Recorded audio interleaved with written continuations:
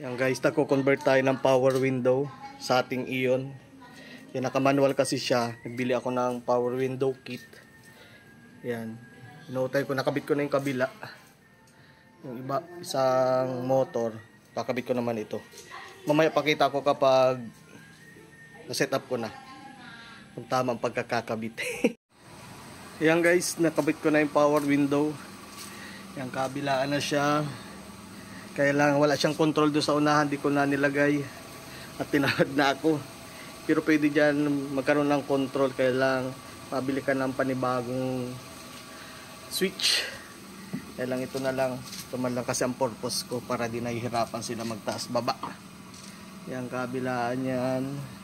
Yan, try natin. Nakatap siya sa ignition. Kapag sinusi mo, saka lang siya magkakasupply. Yan, dito sa kabila.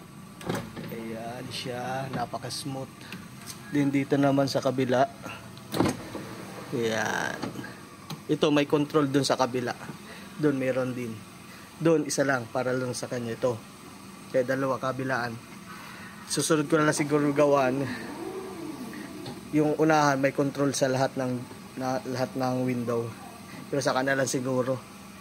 Ayan, ganun lang siya guys. Madali lang, kaya lang ay tiyagaan talaga. Mabutas ka, gawa nitong switch, bubutasan mo yan, tapos ma-oversize ka dito ng butas para matakpan. Pero ginawa ko lang siya kalahating araw. Yan, sulit na sulit naman. Hindi ko na pinagawa at mahal ang labor. Yan, taas ko siya guys. Dito.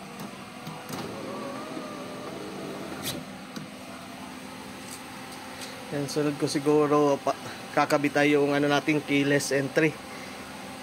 Ayan. Patulang ko kasi di ko kabisado yung wiring.